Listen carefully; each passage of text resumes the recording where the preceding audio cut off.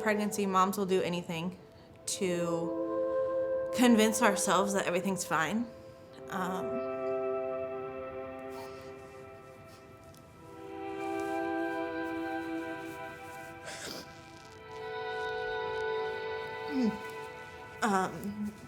Do you want me to lead up to August 19th? Or am I just... Okay. When we got married, like 4 years ago, our biggest thing was getting our kids in church. I had seen Journey previously, I'd come with family, and so it was Easter of 2018 that we had brought the kids for the first time and decided to jump in. The more that I heard every single message every single week, it just something chipped away at me, and it just got me even more and more fervent about getting closer and getting back to the way that I used to be with God. And I decided to be baptized.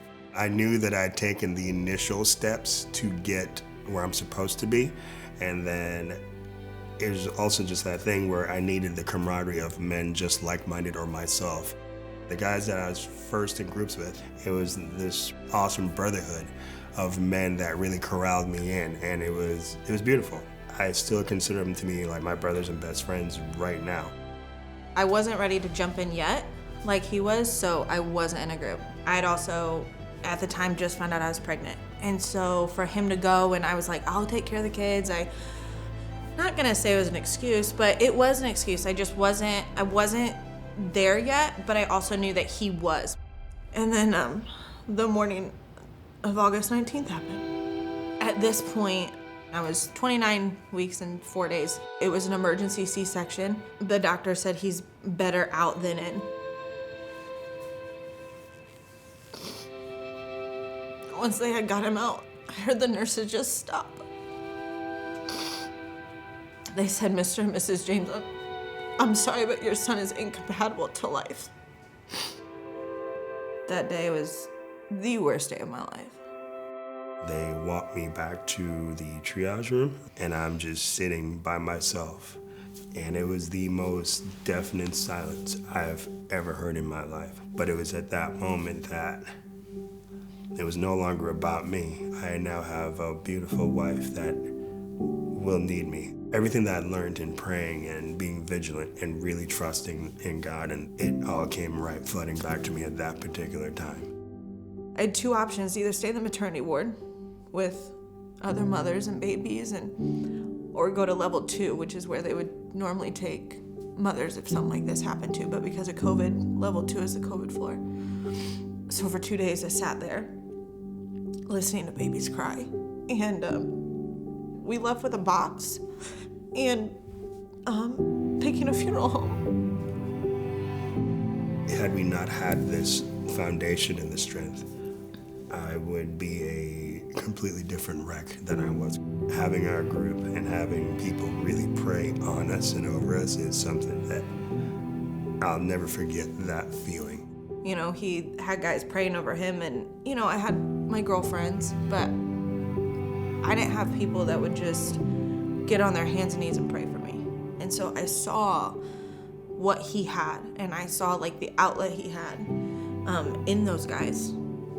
That is what really made me realize, I'll never forget, he said, you lost your son, but so did I. I couldn't continue to rely on him for everything that I was going through. And I signed up for my first group. I did Freedom First. The leaders of my group kept saying, you're gonna get what you put into this. And week by week, the more I shared, the more I could let things go. And it was honestly the best thing I've ever done. And she would just have this glow and this talk, and she'd be talking about the relationships that she's forging with these people and her experiences. I saw the happiness, and I saw what it was doing for her. And that was an amazing feeling of relief for me, not having to be that person and knowing that she's being taken care of. I had the support of women that I'd never had before. Once you lose a child in any type of way, being naive about being pregnant is something you can't have anymore. And we had found out that we were being blessed with another little boy, which those women just all the time asked me, how am I feeling? How am I doing? with I knew what could potentially happen again. These two guys from my first group, who I still continue to be best friends with, they actually fasted and prayed every single day for 21 days. The last day of their fast was the day that Braxton was born. Just goes to show that the people in our lives right now are exactly what we've needed. To know you have those people is huge. To know what we went through, to have Braxton here, it really puts everything in perspective.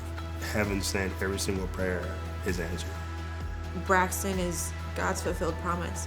You know, we've forfeited things, we've done things, and I put myself out there to be in a group, and I accepted where God put me in those moments every single time.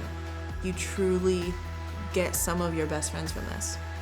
And I think especially when you walk into such a big church, you have to want to be a part of it. And you have to want to try to get those relationships, because they don't just happen. Once you decide to jump in and do it, it changes your life.